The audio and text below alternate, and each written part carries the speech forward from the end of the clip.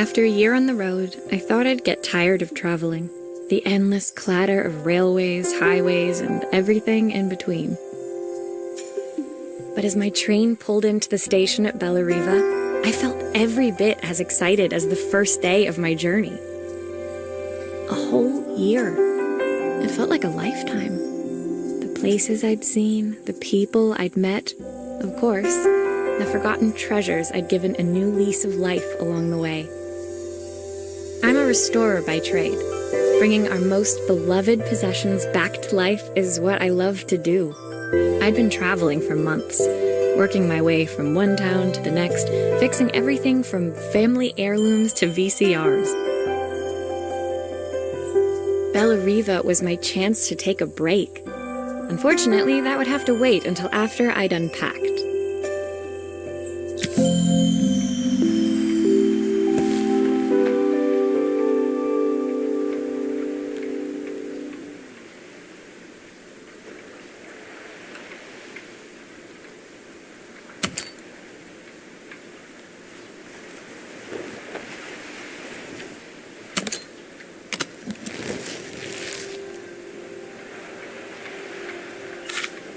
My parents took this after I made my first repair. Seems like a lifetime ago. The tools of my trade. No hope of restoring things without these.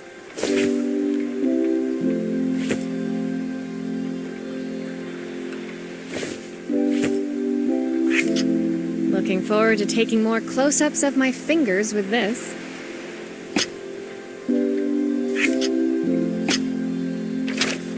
I'll hand these out once I'm settled in. Fingers crossed they get me some work. Who doesn't love a scrunchie? Practical and stylish. I picked up these sunglasses on my last stop.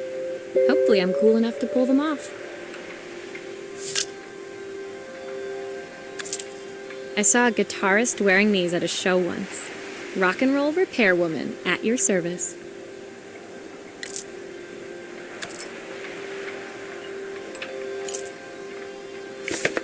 My passport. Not many blank pages left now.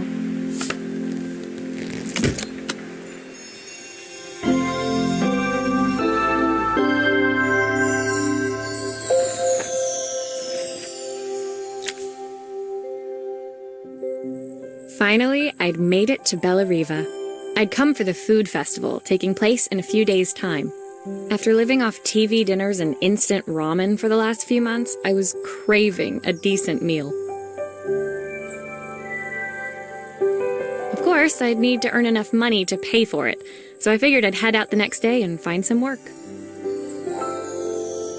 My parents never wanted me to go. They wanted me to stay in their shop and have a simple, stationary life. I knew there was a world out there, beyond the four walls of our antique store, that I had to be a part of. I daydreamed constantly about the weird and wonderful places each of our antiques came from. I loved figuring out their stories, revealing the memories hidden beneath the screws and wires. My story in Bellariva began with a little girl, and a voice she was longing to hear.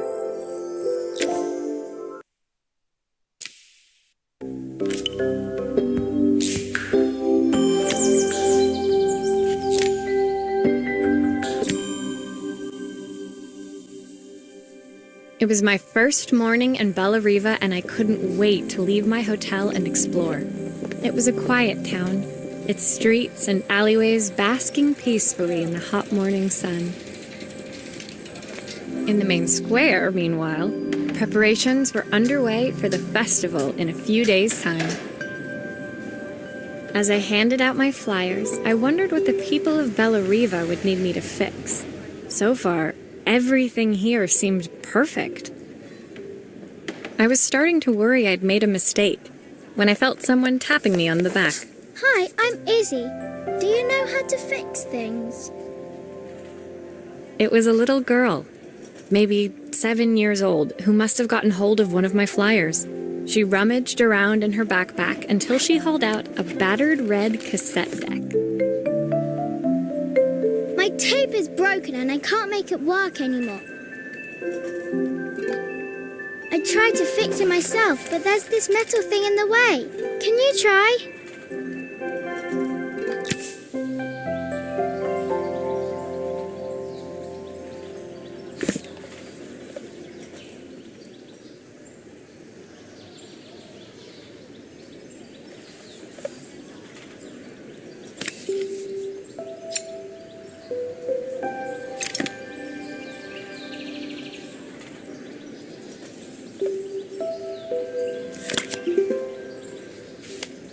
Aha! Those batteries look like they need replacing. Luckily, I have some spares.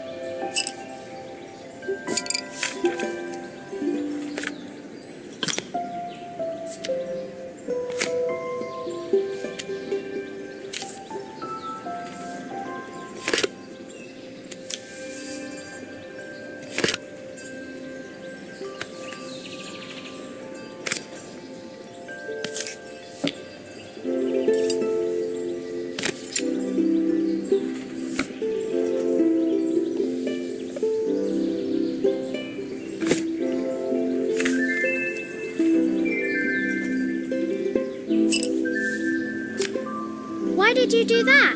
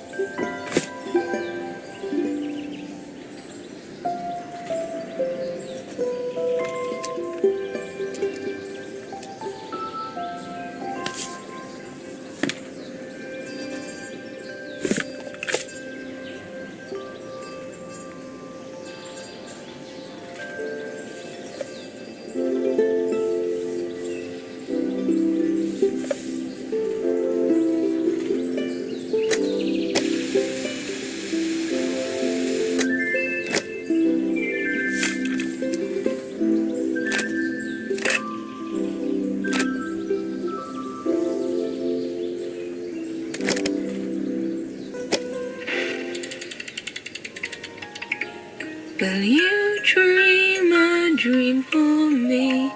If I sit by your side and hold you so tight. When it finished, Izzy picked up the tape deck and tucked it carefully into her backpack. Thanks, Maria. You're the best person at fixing things ever. No problem. Who was that singing? They're very good. It's my mum.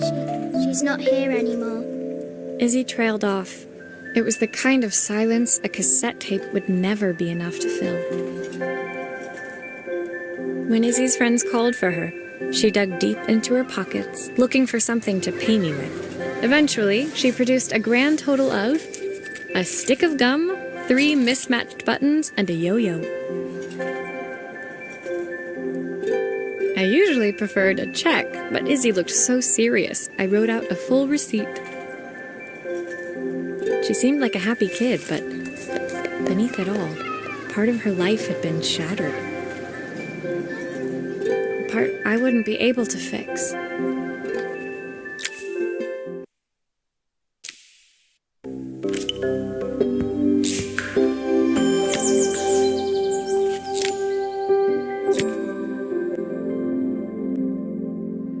My first repair complete, I spent the rest of the day doing small jobs in and around the square. I was exhausted when I got back to my hotel and found a message asking me to make one more visit. The address led me to a quaint little house, a stone's throw from the beach. Bathed in the evening light, it looked beautiful, in spite of its flaking paintwork and chipped tiles. The front door was opened by a harried-looking man, still dressed from a long day at the office. Are you Maria? My name's Joseph. I'm Isabel's father. I'm so sorry she bothered you this morning. Please, come in. I'd like to settle up properly. On the mantelpiece, I saw the remains of a broken statue. Without thinking, I picked up a fragment.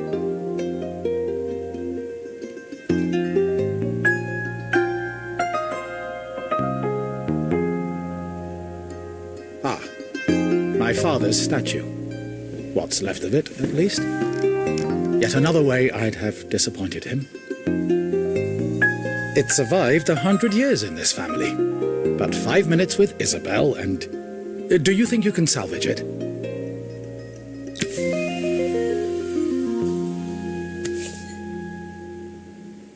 Will you be able to see the glue afterwards?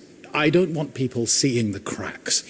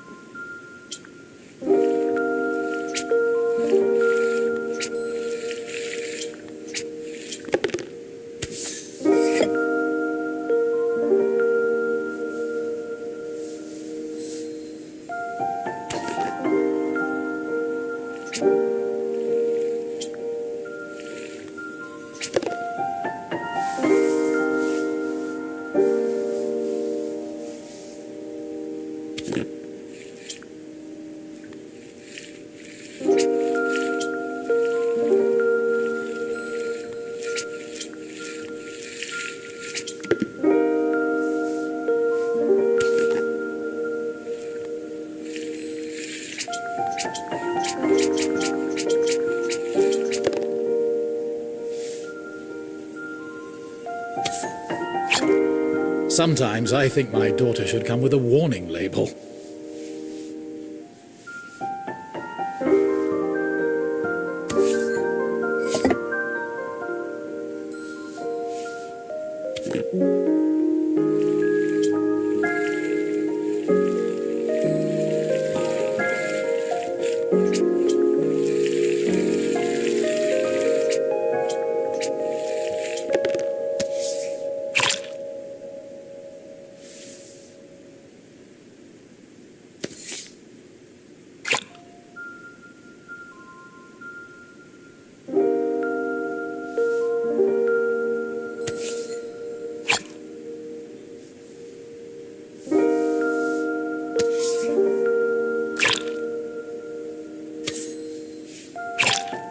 Is this glue really strong enough to hold everything together? Thank you, Maria. It looks as perfect as it ever did. My father wanted me to make something of myself. He didn't have time for anything less. As Joseph put the statue back on the shelf, it nudged against the family portrait stood proudly next to it. So he was Bellariva's mayor. And that was Izzy's mom. They must both miss her so much. Sorry, I'm a little tired. I've been working late getting things sorted for the festival. There's only a few days to go. Looks like I'll be working late. Again? When I told my parents I wanted to leave, they always found an excuse to be busy, to avoid talking about it. I guess keeping themselves occupied was their way of pretending it wasn't happening. Joseph's work must have been taking up so much of his time. But maybe that was what he wanted. I just hoped he was finding enough time for Izzy, too.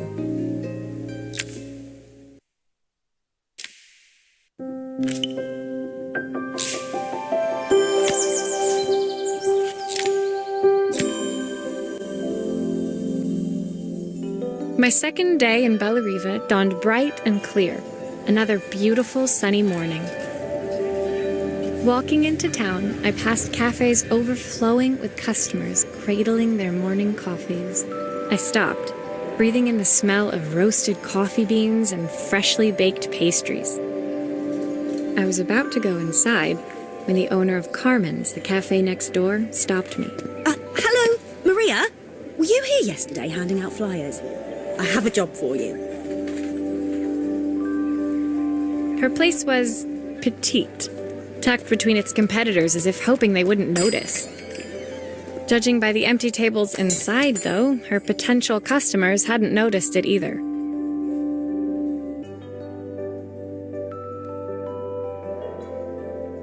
It's a bit slow today, but we're just getting started. And returned with an old rotary phone.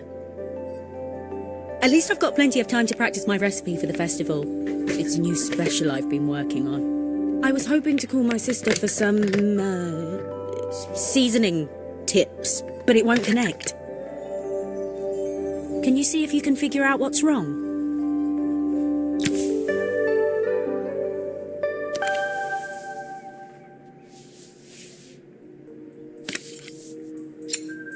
Obviously, we'd normally be much busier than this.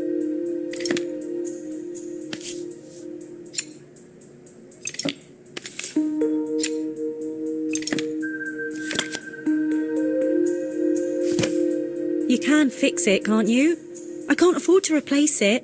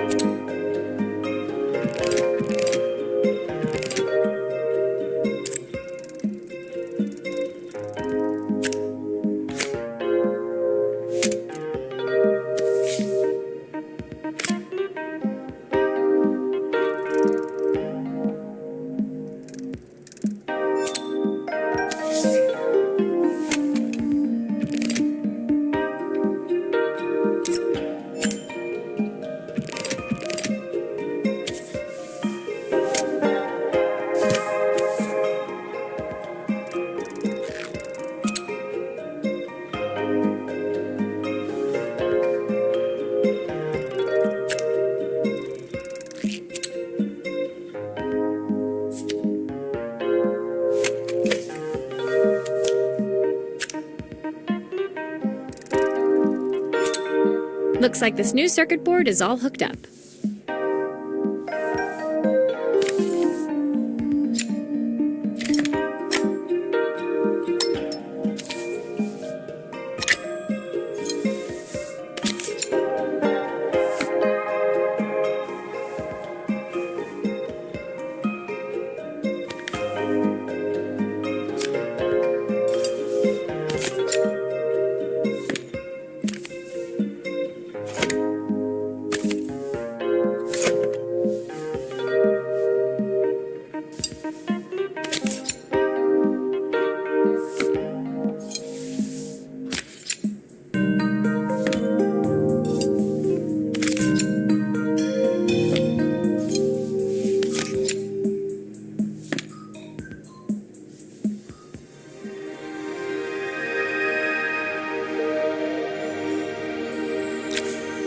When I handed the phone back to Carmen, she seemed almost reluctant to take it from me. So it's all working now, is it? I don't have to leave it to dry or let it cool down? Nope, it's ready to go. It'll be ringing off the hook in no time. That's if I can pay my phone bill anyway. And the rent and the suppliers. Anyway, take a seat and I'll be right with you. Your coffee's on the house.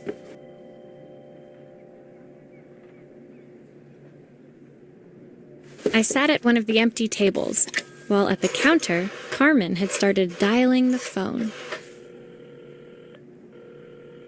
Hello? How's my favourite sister doing today? As she talked, Carmen became more and more tense. This didn't seem like a call for some cooking advice. I know I still owe you from last time, but I can't afford to take part in the festival if I don't pay. I could almost feel the eye roll at the other end of the line.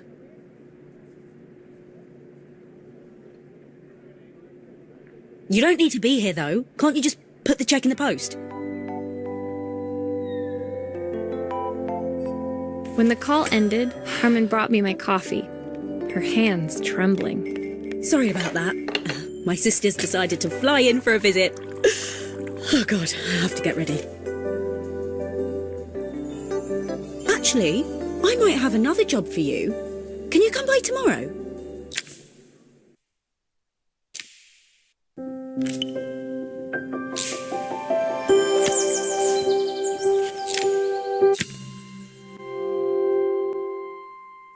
The next day, I'd promised Carmen I'd return to help her get the cafe ready for her sister's arrival. I was about to set out when I received an unexpected call from my hotel's reception desk. Apparently, another guest had asked for me by name. Curious, I took the creaking elevator up to the top floor and made my way to the room number they'd given. I knocked. Are you here about the camera? It's about time. The woman in front of me was immaculate. Not a hair out of place or a crease to be seen. My sister tells me you know how to fix things. I'd usually go to an expert, of course, but in this town... So this was Carmen's sister? The two of them couldn't have been more different. Inside her room, I saw a beautiful reflex camera, any professional photographer's dream. The viewfinder is completely dark. I can't see anything through it at all. I assume you can figure out what's wrong?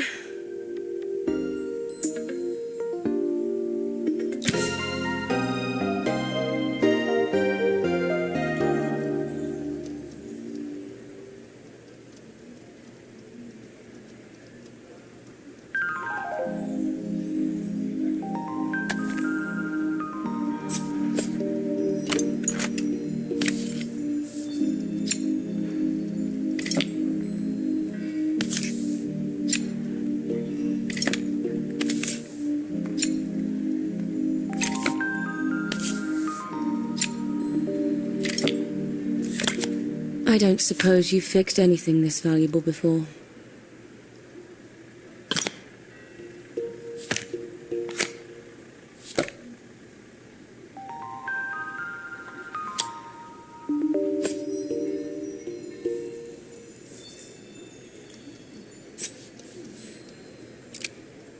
If I use the screwdriver, I could adjust the angle of the mirror.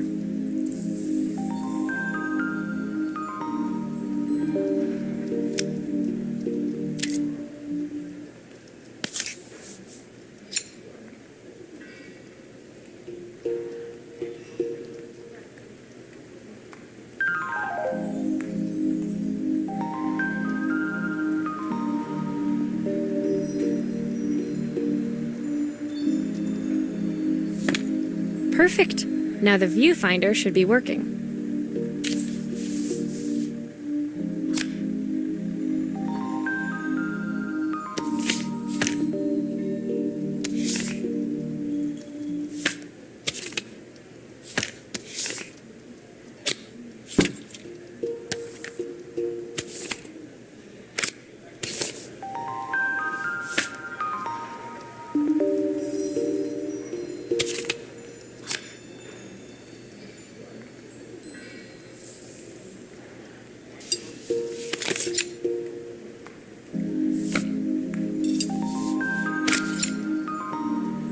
I should make sure I screw everything back together.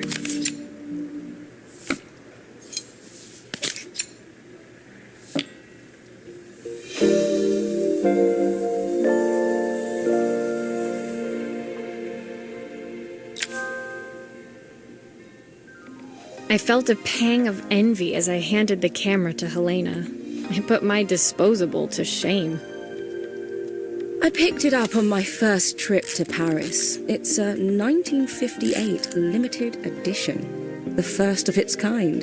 It cost me 3 months' salary, but it was worth it. I had no idea what 3 months' salary meant to Helena, but I was pretty sure it was more than I could afford. It was strange, really, that we were even staying in the same hotel. I'd picked this place because it was cheap and cheerful, but surely she could afford somewhere better? She took some test shots, fiddling with the camera settings until she was absolutely satisfied. This work is immaculate.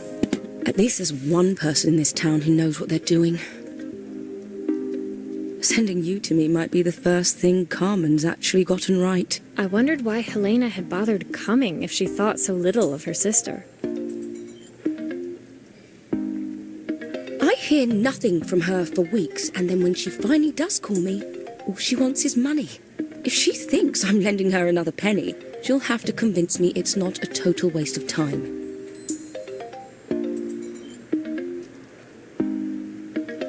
That didn't sound good. If Hurricane Helena was about to hit, I hoped Carmen was ready.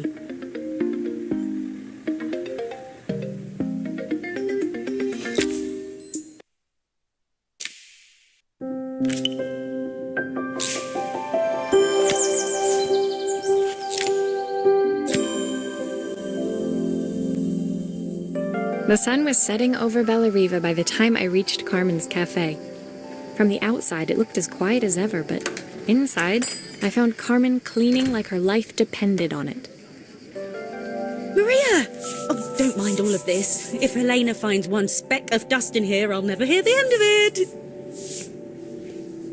it. Carmen seemed pleased to see me, but I sensed the fidgeting tension beneath each sweep of her mop. Trying to live up to the standards of someone like Helena seemed like an impossible task. I hope you didn't mind fixing the camera for her. She was furious when it broke. I really need this to go well. If she doesn't lend me the money, I don't know how long I can keep this place going. Carmen led me to a back room, where she'd laid out the components of what looked like a neon sign. I had this made when I first opened the cafe, but I'm hopeless with electronics. So there was supposed to be a sign outside. This might explain the lack of customers. I'd like to put it up before Helena gets here. Can you give it a try?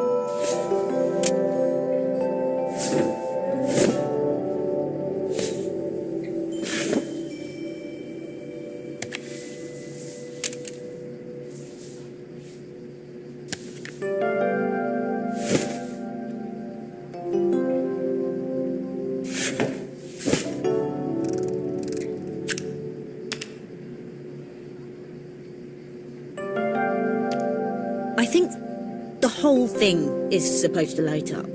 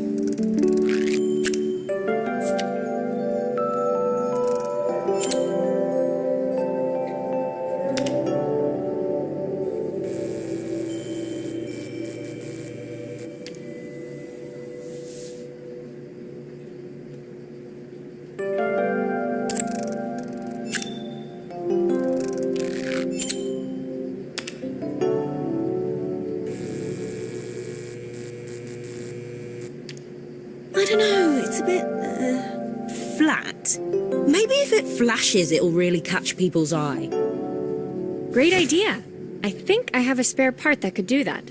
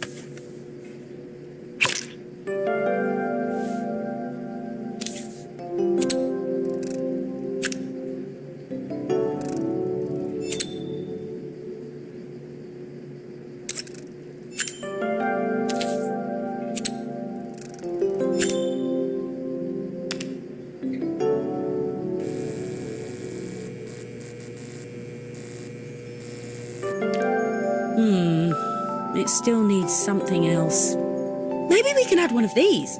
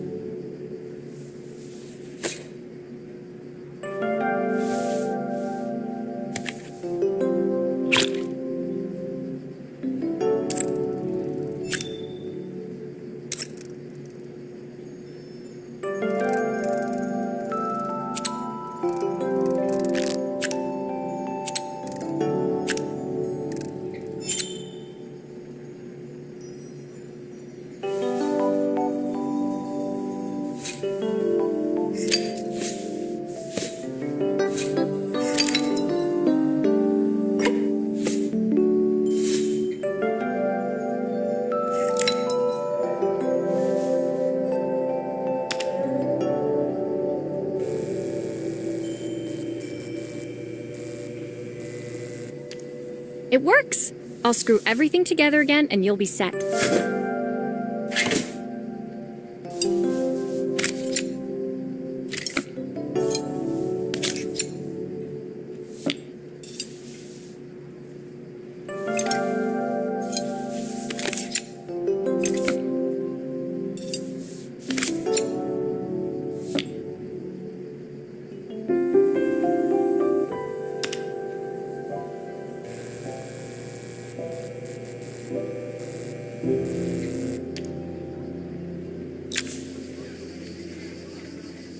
The sign fixed, we headed outside and mounted it carefully over the cafe door. Oh, that's perfect, Maria. It looks just how I imagined it.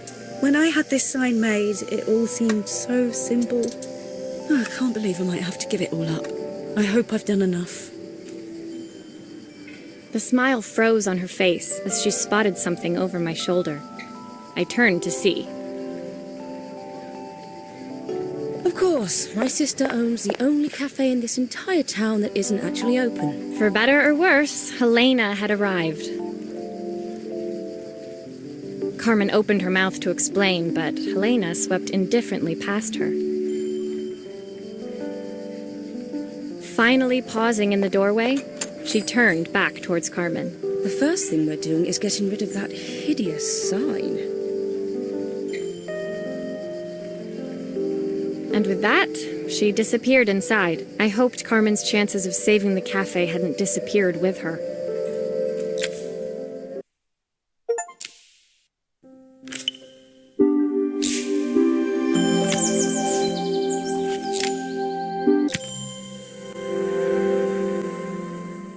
It was the day before the festival, and the whole town was busy getting ready. I had more work than I knew what to do with. When Joseph called with another job, I was craving the cool quiet of his and Izzy's seafront house. I'd barely reached their front door when I heard someone calling me. Psst, Maria, I need your help. Quickly, it's top secret. It was Izzy, peeking out from the side of the house. She beckoned for me to follow her. She led me through to a beautiful, unruly garden overflowing with flowers of every color. Nestled among them was a playhouse, its doorway almost completely obscured by a towering rose bush. You have to squeeze past it and breathe in real small, like this. Izzy took in a big gulp of air and crawled through the gap and into the playhouse. I hadn't planned on crawling in the dirt today, but the life of a repairwoman never did run smooth. On the table inside, there was an electronic toy. Not exactly the usual stock in my parents' antique shop. I had an accident. I didn't do it on purpose or anything, but it won't turn on anymore. Can you fix it for me?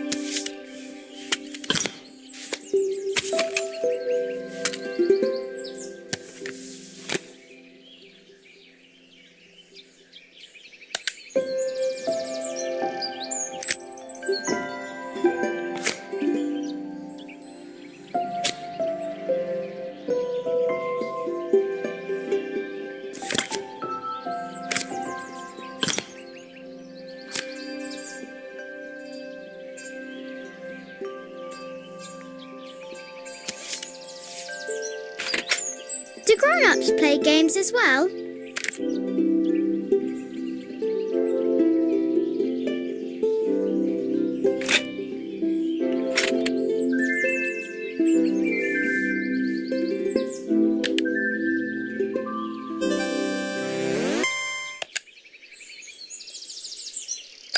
Can you show me how to play? I tried before, but it was so hard.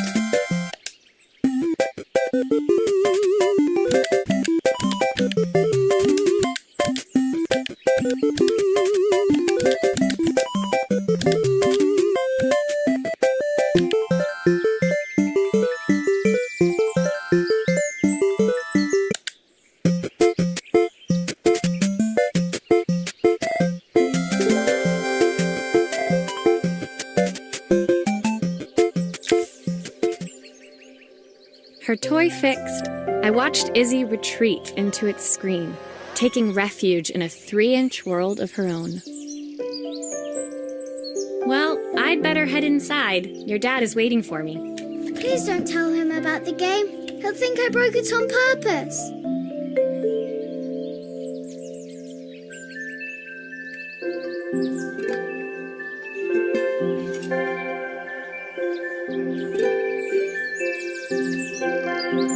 Why would he think that? Because, well, I kind of dropped it really hard at the wall. Izzy looked down, scuffing her shoes on the worn floor of the playhouse.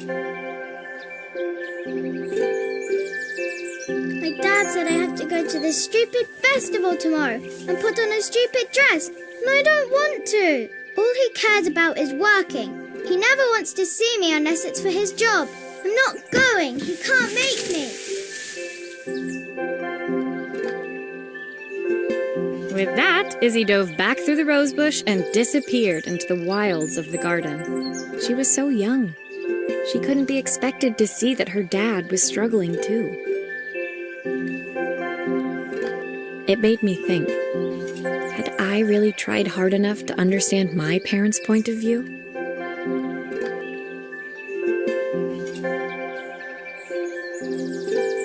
I was so focused on the adventures ahead of me. Maybe I didn't care enough about leaving them behind.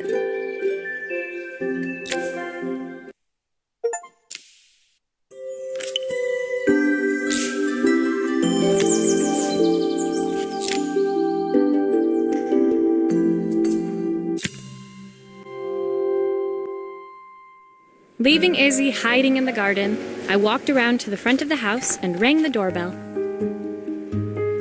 It was only then I noticed my favorite overalls covered in grass stains. I scrubbed desperately, but it was too late. Maria, what are you doing? What happened to your clothes? I was, repairing a lawnmower. How unusual. Well, do come in. The job I've got for you is a little more delicate. Totally embarrassed, I walked into an orderly room filled with papers and ledgers. So this was his office. You must be so busy getting ready for the festival. Are you looking forward to it? Of course. It's traditional for the mayor to judge food from every cafe and restaurant in town. I'll be declaring the best chef in Bellariva by this time tomorrow. Speaking of which... He unclipped the watch from his wrist and very carefully handed it to me. I'll have a tight schedule to follow, but my watch stopped working a while ago. Could you see if you can make it tick again?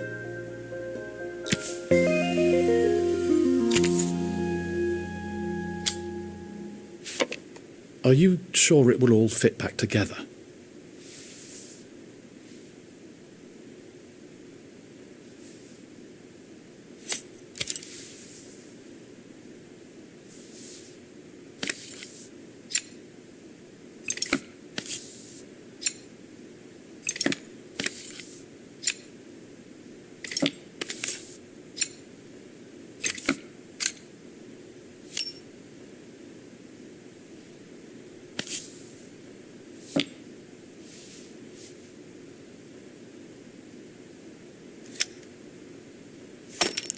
Ah, the main plate has completely cracked. I'll need to replace it. The cogs look good, though. If I'm careful, I can reuse those.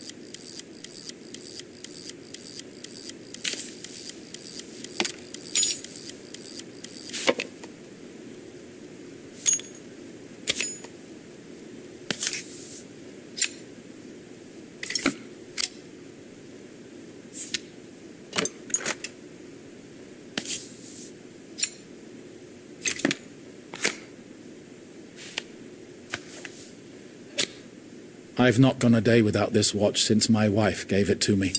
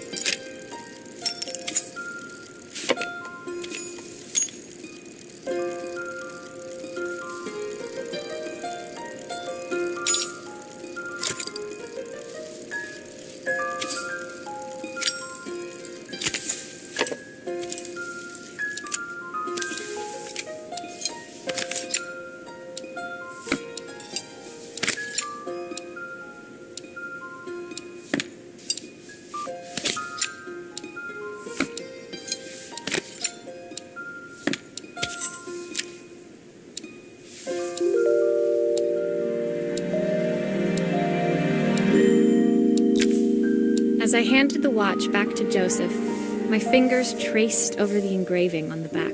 I hoped fixing this was one small way I could help him move forward.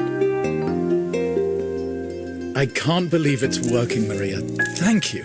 My wife was a brilliant woman. Feeling this ticking on my wrist, it makes me feel like she's still here. Watches measure minutes and hours like they're infinite. I didn't know we had so little time. Even with Isabel, I barely see her. And when I do, she acts like she hates me. Just then, the phone rang. Even when he was at home, his work was never done. Sorry, Maria. I have to take this. I'll see you at the festival tomorrow. As I left, I turned and saw him pacing the floor of his office, his watch glinting in the afternoon sun.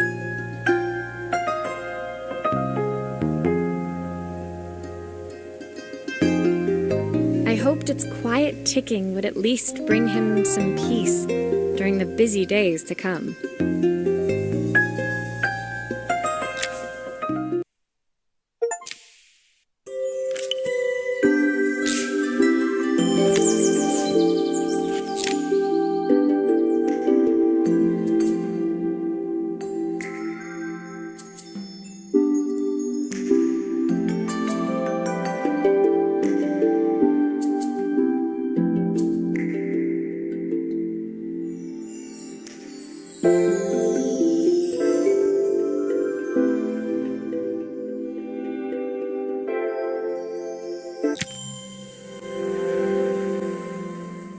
When my last job of the day brought me to Carmen's apartment, the door was opened by someone I didn't expect to see, Helena.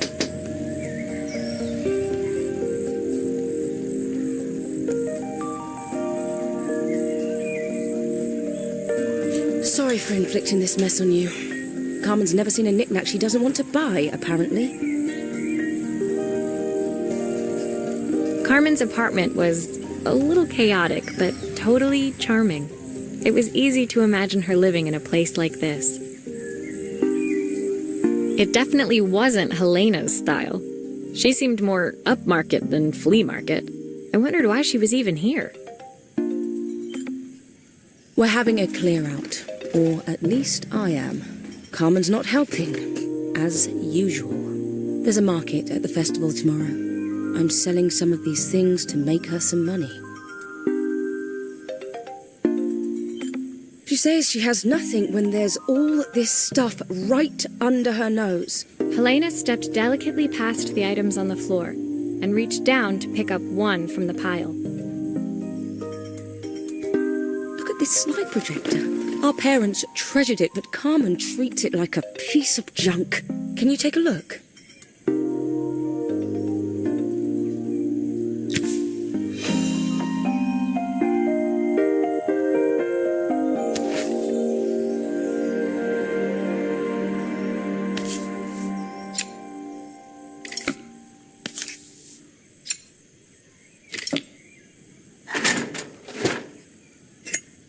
That light bulb is completely smashed.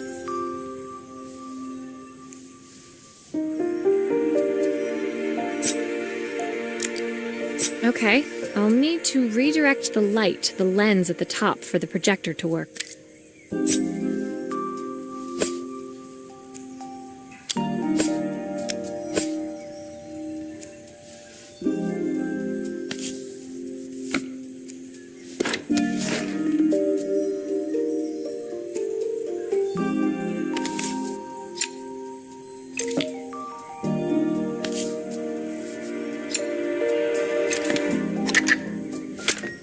Oh, typical. Carmen's even managed to get a slide stuck in here.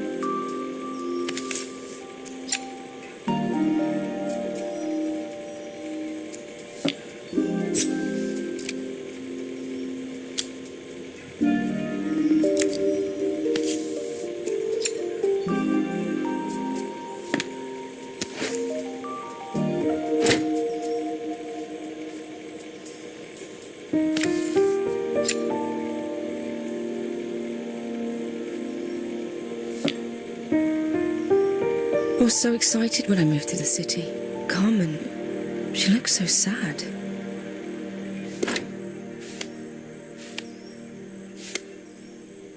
Here's the clicker you'll need to attach. God knows how Carmen broke that as well.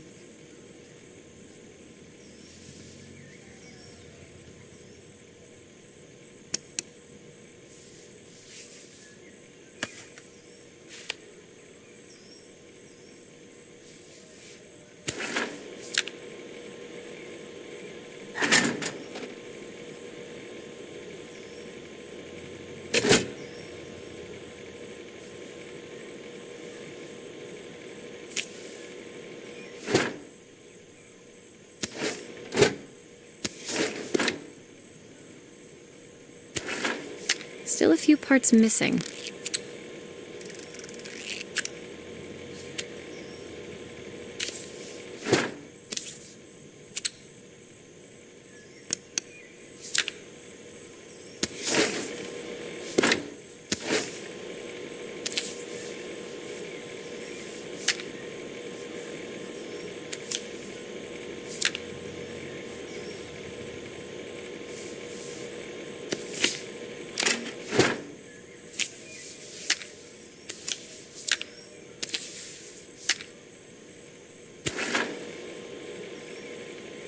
I should make sure I screw everything back together.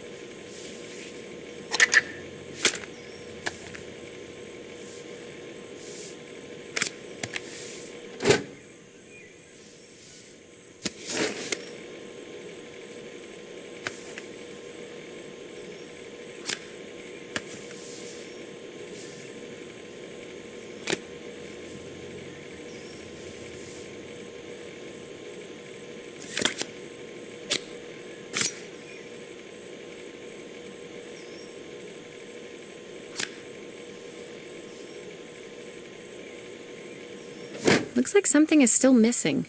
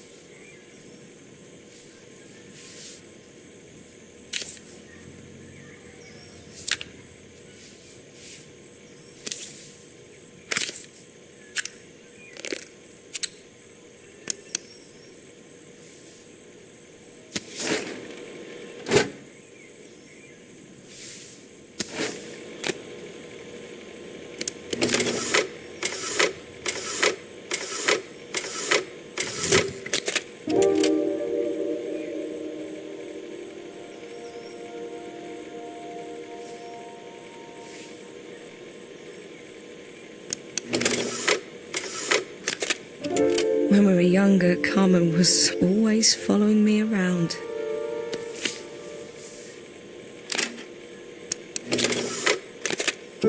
I suppose she looked up to me. A cool older sister.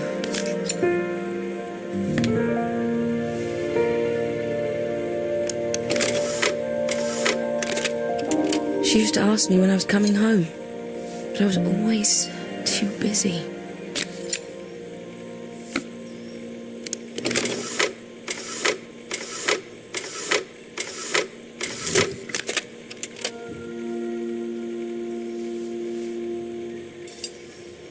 Those screws still need to be put back.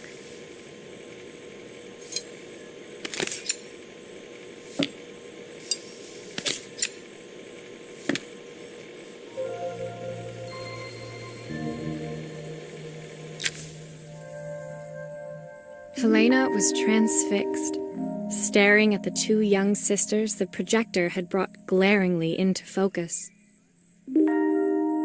I never meant to let her down. But you haven't, have you? You came all this way just to help with the cafe, plus the money. That's the problem. There is no money. I lost my job a few months ago. My savings are almost gone. I have nothing. Carmen thinks I'll throw my checkbook at her bad decisions and make them okay. But I can't. Not this time. You know, the funny thing is, I came here wanting to tell her the truth. But she's so infuriating. How can I ask her for help when all she cares about is herself? Helena fell silent, shrinking under the gaze of her younger self, projected onto the wall. We drifted so far apart when I moved away. It felt like the only thing keeping us together was my bank balance. I know I have to tell her the truth. It isn't fair. But I already lost everything else. What if I lose her too?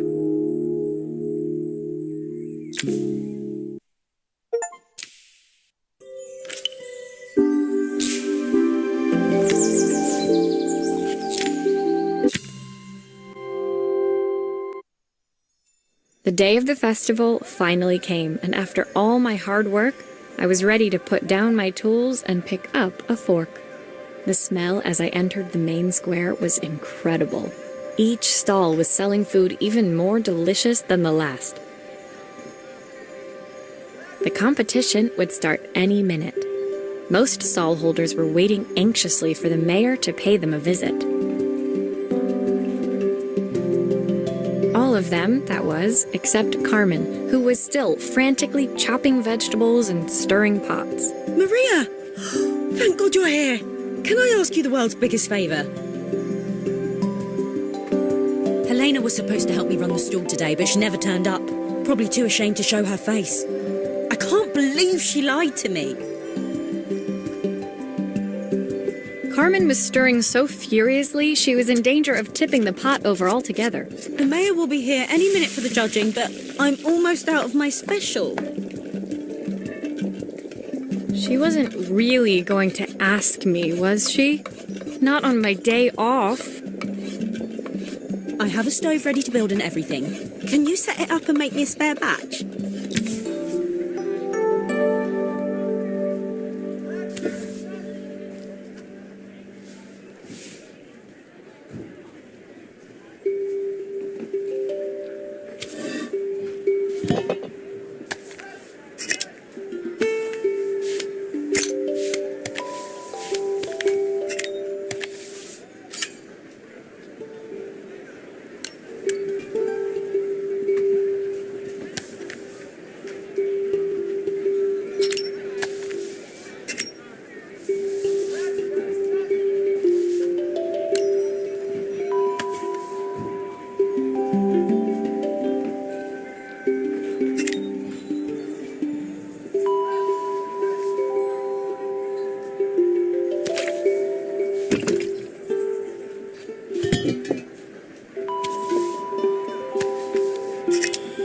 it all fits. Now to light the gas.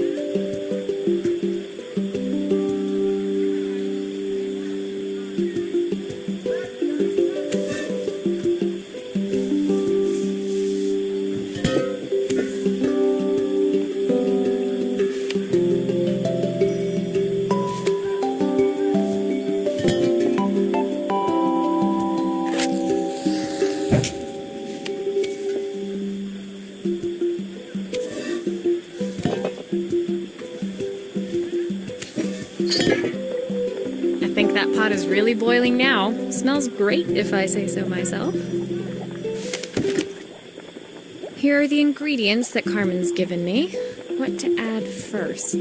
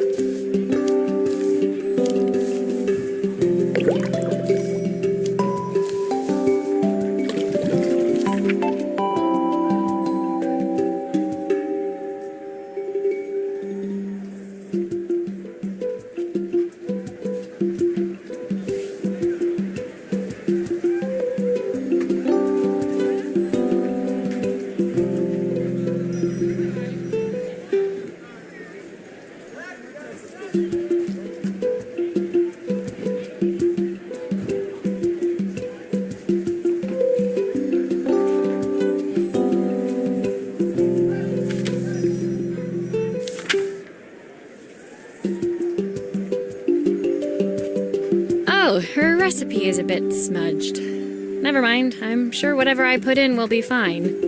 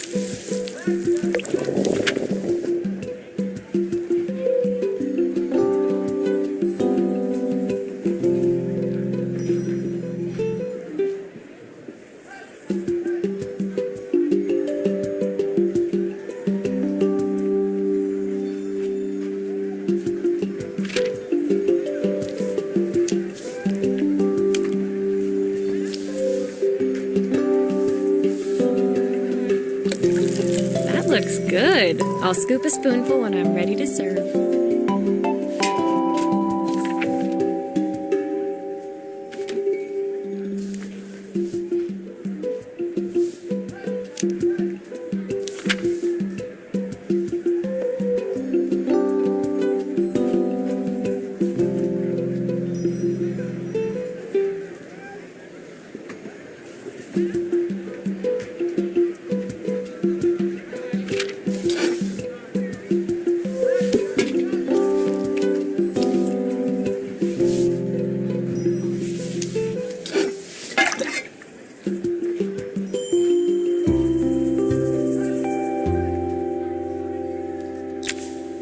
My part done, Carmen took over and added the finishing touches. It was just in time, as a moment later, Joseph arrived with Izzy in tow. Carmen anxiously, That was so tasty. Can I have some more, please? Well, you've certainly earned yourself a loyal customer in my daughter. We have a few more meals to taste, but so far you are one of the best. Good luck. Joseph and Izzy looked so happy together. Maybe the festival was doing them some good after all. Carmen, on the other hand, seemed annoyed. But why, when it had all gone so well? I wish Helena was here to see this. She's so convinced I'll never succeed at anything. She wants what's best for you. She's just not very tactful about it. Yes, I know. Even when I was a kid, she pushed me when no one else did. I just wish she hadn't lied to me. But then, I've asked so much of her over the years. I never stopped to think how much she actually had to give.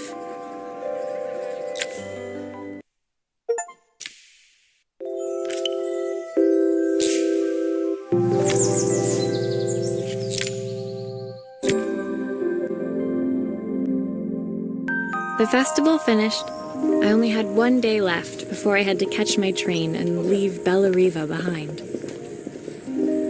I couldn't go without saying goodbye to Carmen. So, that evening, I made my way to the cafe. It was unrecognizable. She'd done it. Best food in Bellariva. Half the town was outside waiting to see what the fuss was about. Maria! My favorite sous chef! Come on through. It was Carmen, acting every inch the successful cafe owner she deserved to be. Even Helena was there, serving the coffees. This was the last place I expected to see her after yesterday's drama. Carmen led me through to a balcony upstairs, where she brought out an old record player. I found out where Helena was on the day of the festival. She was selling her camera to clear the cafe's debts. But then she didn't have much left for herself. So, I've asked her to come and stay with me for a while. We have a lot of catching up to do. I wanted to give her this, to cheer her up. We listened to it all the time when we were kids. Do you think it has one last tune in it?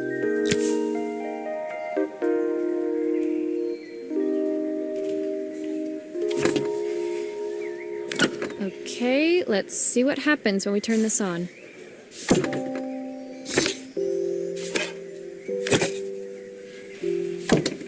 Here's the problem. This wiring isn't connected properly.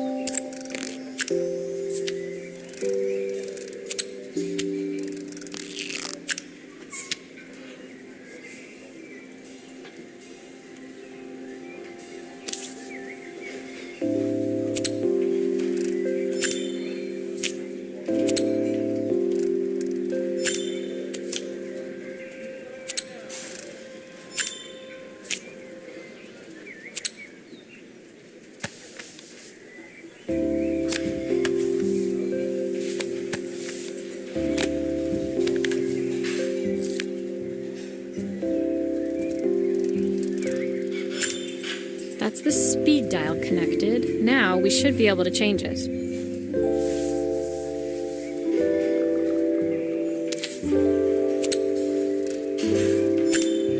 I think that should do it. This record should play beautifully.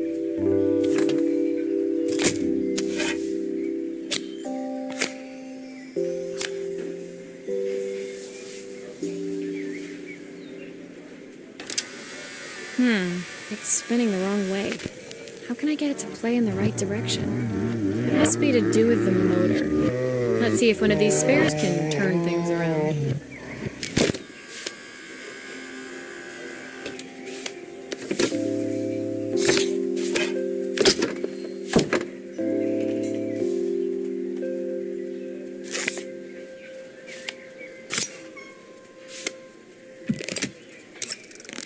I turn the volume up, I should be able to hear it now. The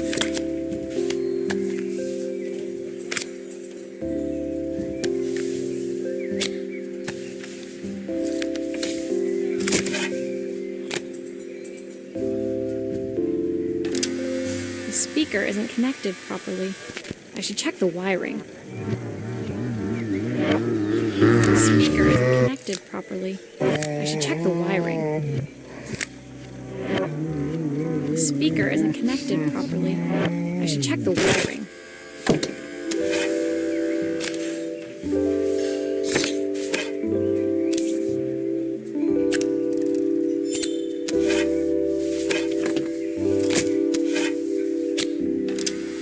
This motor doesn't seem to work. Maybe I'll have better luck with a different one.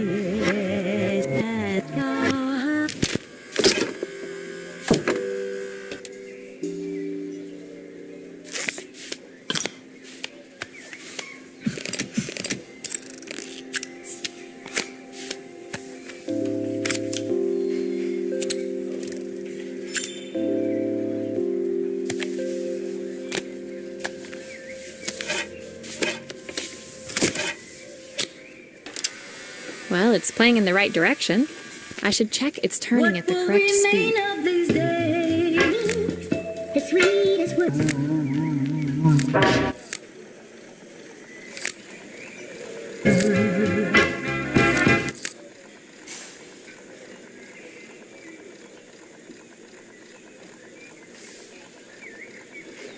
Let's go.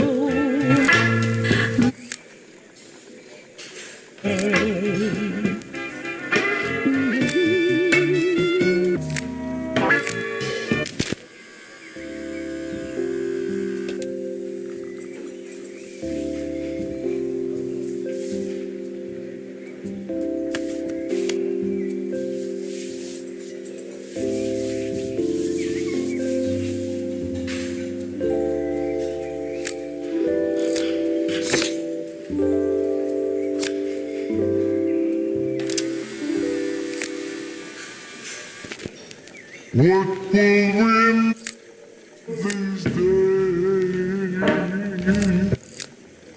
The sweetest word I've ever heard. What will remain of this? The one Still a few parts missing. My heart that day.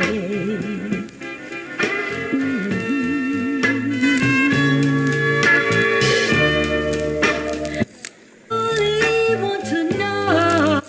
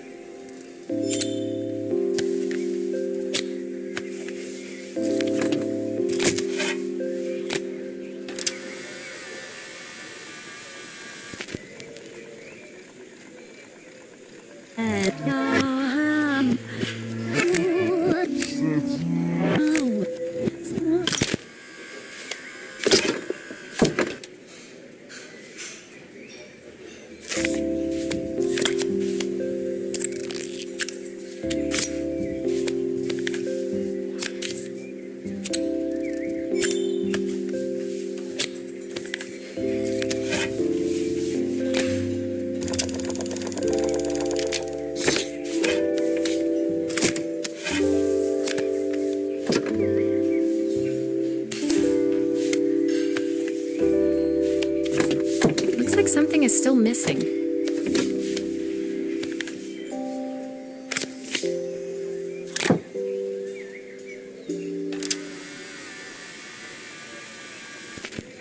What will remain of these days? The sweetest word. The record player's crackling tune must have caught Helena's ear, as she appeared a few moments later. Is that my old record player? I can't believe you've kept it all these years, Carmen. The ones that stole. Leaning over the music, They looked just like the young sisters the slide projector had preserved all these years, inseparable once again. Carmen told me about your camera. That was a really generous thing to do. I loved that camera, but I love my sister more. Now it's her time to be the person she wants to be.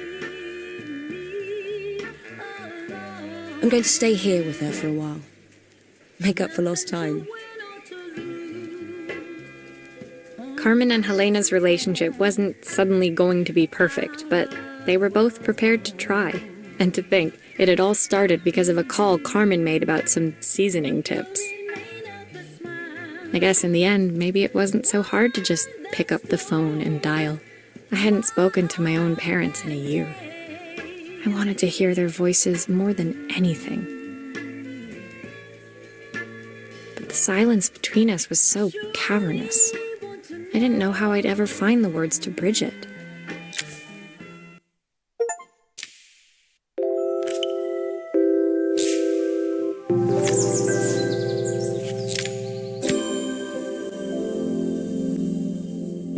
My final morning in Bellariva, I received one last call out to Joseph and Izzy's house. I knew I had to pack, but I figured I could squeeze in one final job before I had to leave. When I arrived, I found Joseph tidying up his wilderness of a garden. The playhouse was already cleared. Inside, I could see Izzy happily testing out her screw-driving skills on the back of her cassette deck.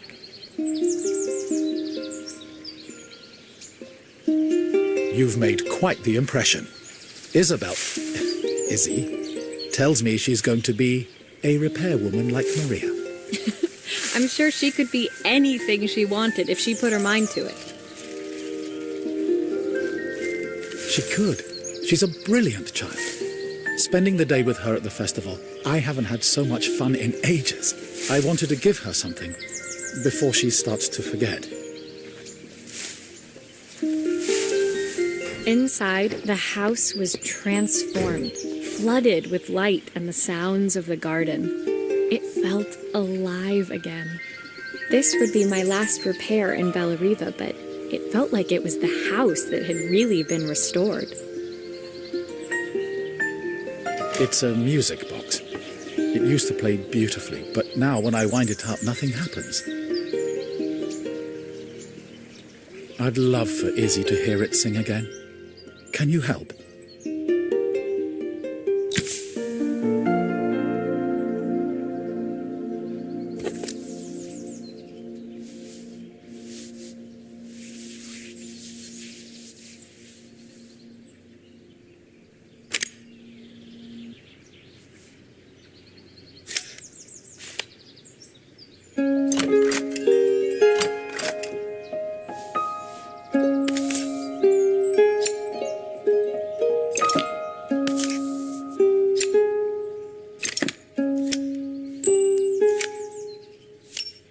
Maria, could you add this family picture of us?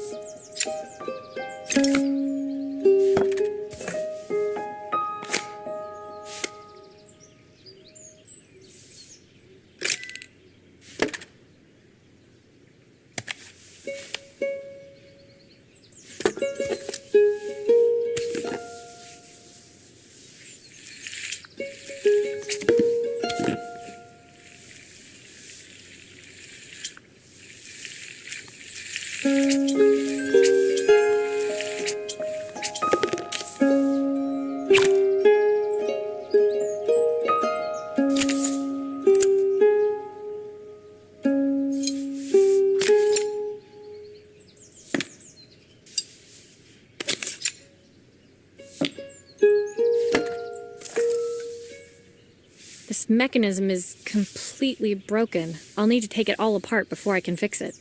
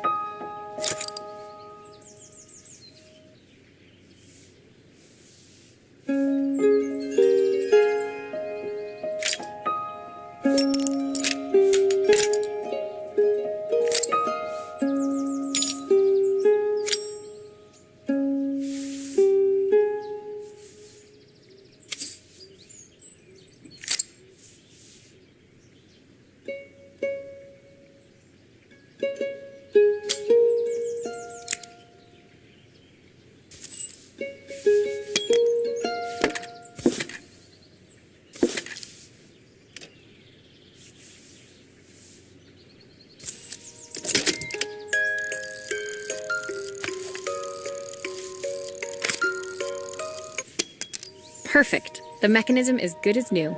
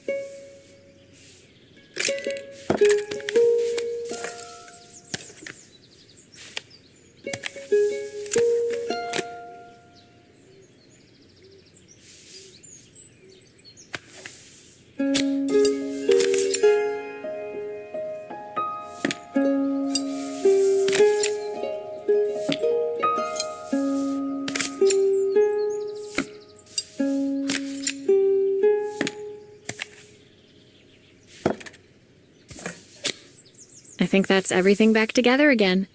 I should play it to make sure.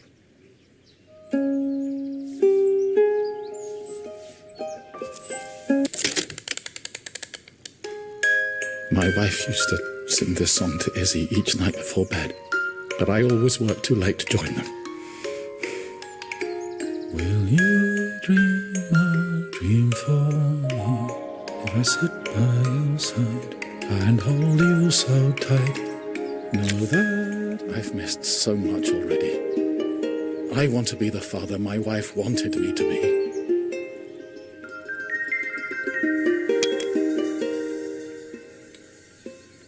I've ended up so much like my own father, working all the time. Izzy needs me more than that, especially now it's just the two of us. My daughter comes first. Well, until she gets bored of her stuffy old dad anyway. I'll never ever get bored of you, Dad. Izzy came running into the room where Joseph scooped her up and onto his shoulders. She gazed at the music box, her eyes shining. I'd never seen her look so happy. Thank you, Maria, for everything. The things you've fixed for me. I'm so glad to have them back. Joseph was a good father, and I could tell he was determined to be an even better one. When it came down to it, that was all any of us wanted. A second chance to make something right. My time in Bellariva was almost over, but before I left, I knew there was something of my own I needed to fix.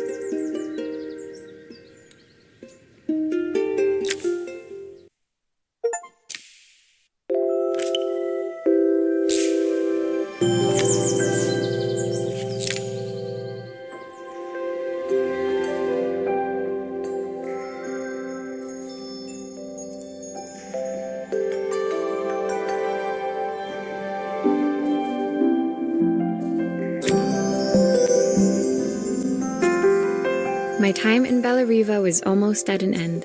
Another chapter finished in a story whose ending I hadn't felt ready to write. The people I'd met, the items I'd restored, they'd taught me so much about what was really important. Pulling out my suitcase from beneath the bed, I remembered the day I stole it from my parents' shop, the day I left. Afterwards, I was too ashamed to call them, to apologize. It was a guilt I'd been carrying around every day since. As I packed, I knew that it was up to me to find a way to lighten the load.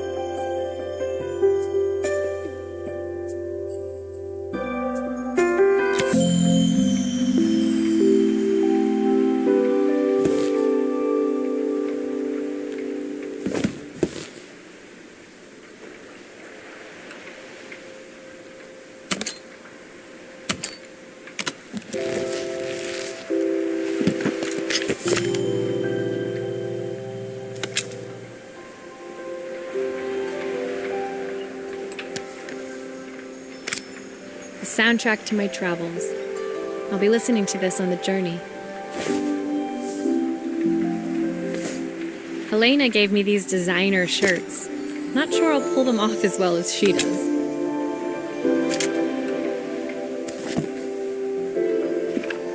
Joseph's idea of light reading for the train. It does look thorough.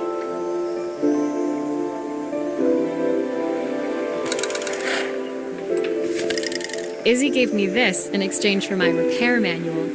She'll be a pro in no time.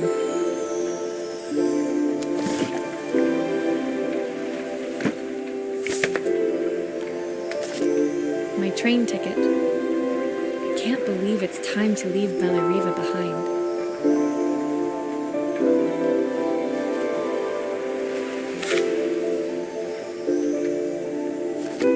My parents would love Bellariva. Maybe I can convince them to make the trip.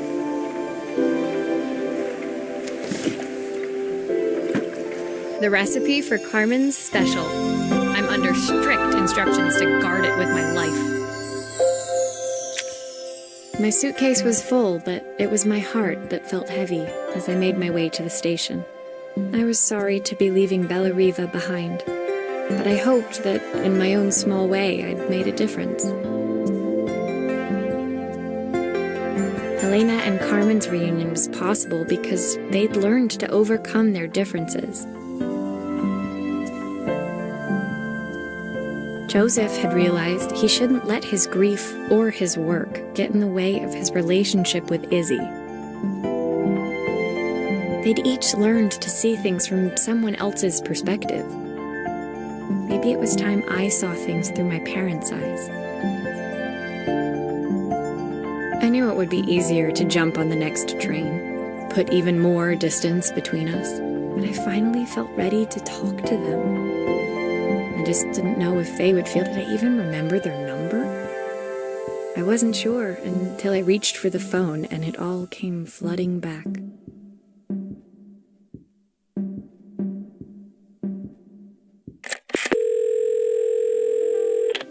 Mom? Dad? Maria? Is that you?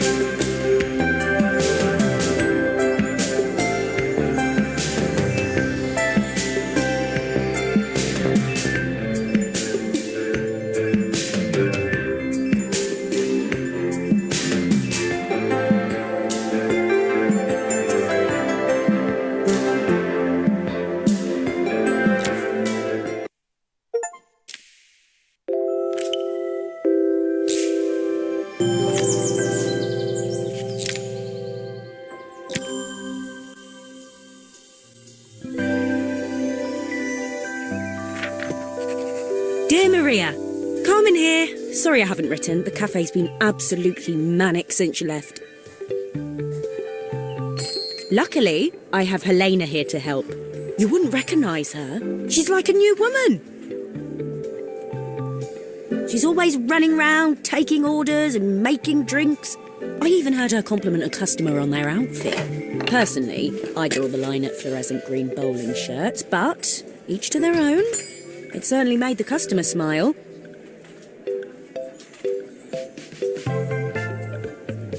She misses the city, though. Bellariva's many things, but it's definitely not as chic as she'd like. She said there was a coffee shop near her old apartment where they made coffee with a shape drawn on top. It got me thinking, I'm an award-winning chef. I can figure out how to put a leaf on a cappuccino. A bit of cosmopolitan coffee might be just what Helena needs. Of course, ordering a new coffee machine was the easy part. I wish you could have seen the mess I got into trying to put the thing together.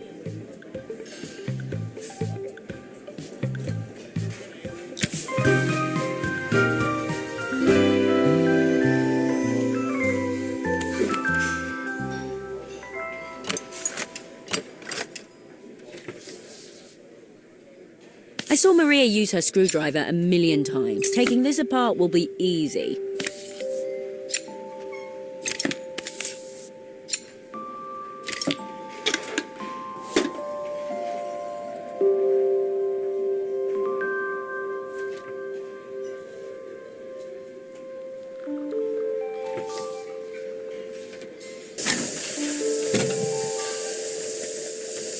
These pipes look pretty simple.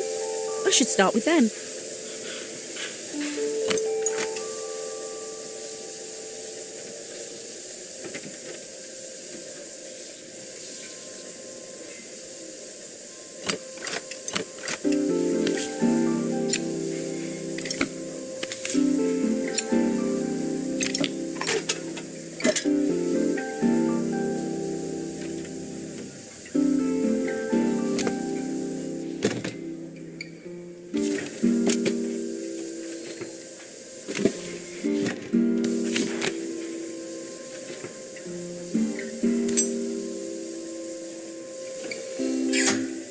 I'll need to connect all the pipes correctly to stop the steam pouring out.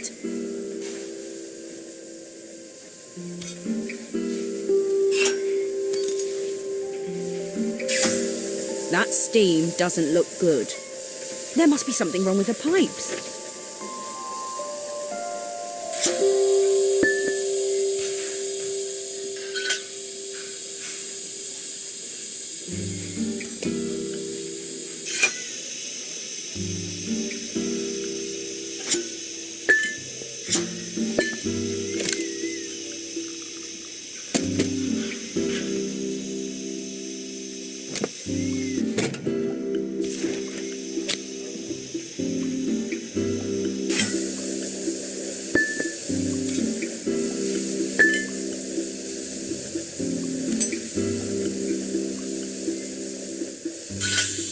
How can there be so much steam? Ugh, I'm getting soaked.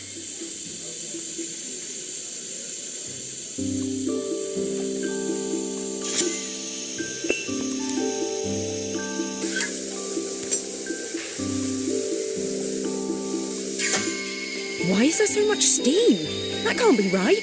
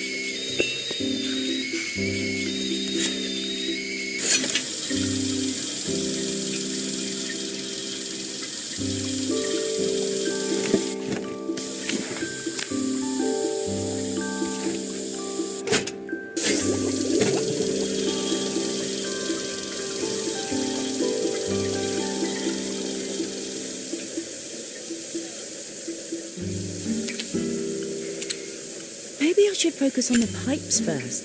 They look easy.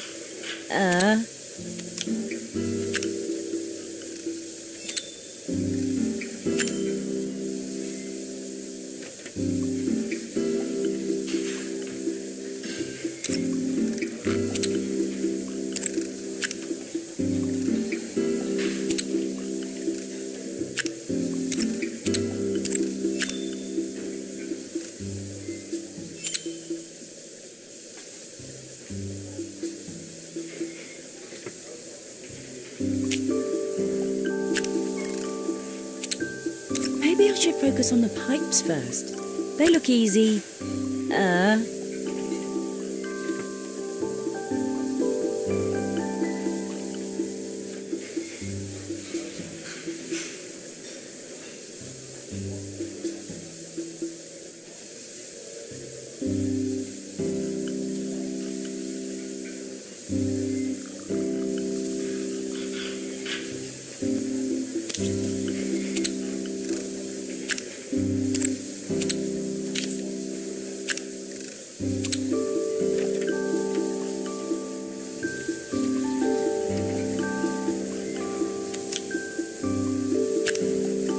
Maybe I should focus on the pipes first.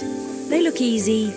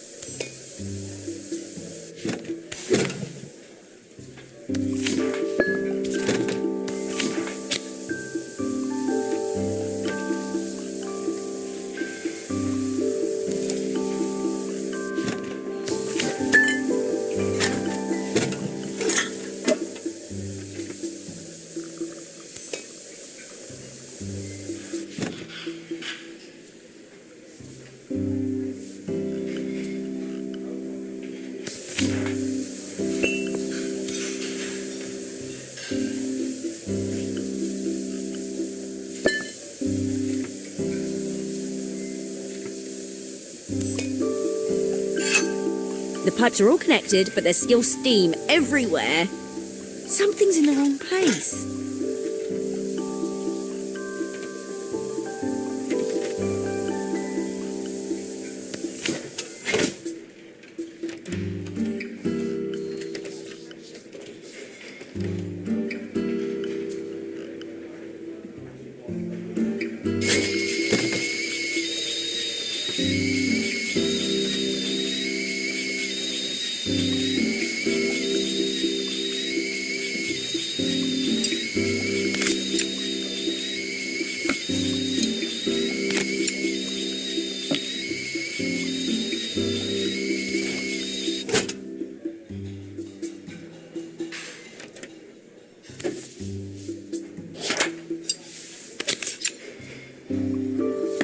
It looks like I've forgotten a screw.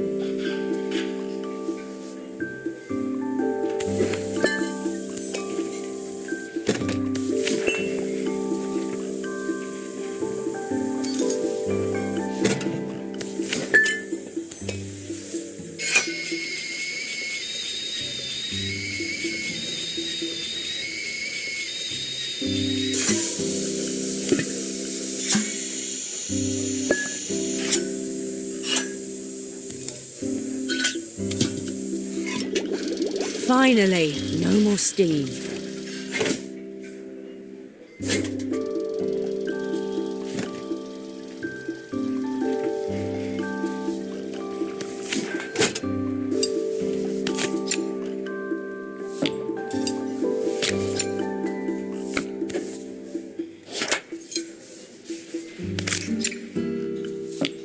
It looks like I've forgotten a screw. better test the buttons, just to make sure.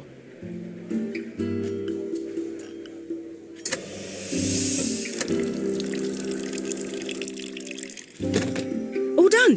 Piece of cake. Time to make my first coffee, I think.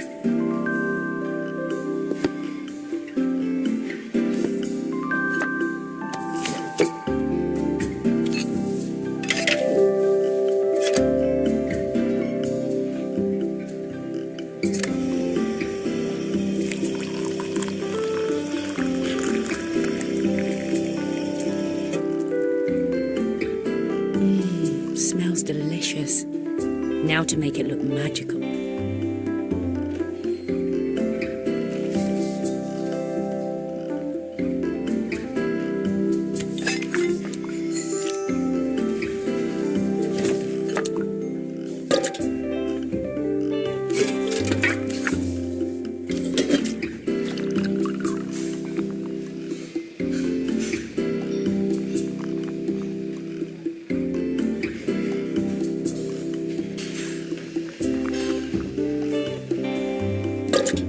A perfect coffee.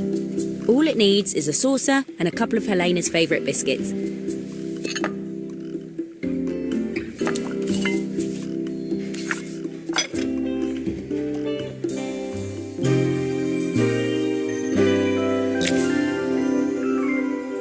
I was feeling more has-been than coffee queen by the time I'd made a drink fit for human consumption. It looked a bit, postmodern, but knowing Helena's refined tastes, I hoped she'd think it was intentional. Always the connoisseur, she didn't even bother to look at it at first. She was so busy wafting it under her nose. Steamed up her glasses, of course. How was she going to see my work of art through an eyeful of fog? When she finally spotted it, though, she was totally impressed. I'll admit, she spent several minutes trying to figure out exactly what it was I'd drawn. She decided it was probably a horse. Well, what she doesn't know won't hurt her. She was impressed enough to ask for another one. I guess I'll need to get some practice in. The whole thing was such hard work, Maria. I never realised how difficult it was, all that mechanical stuff. It made me realise how much I have to thank you for, so I wanted to say that now. Better latte than never. Hoping you're well. Your friend, Carmen.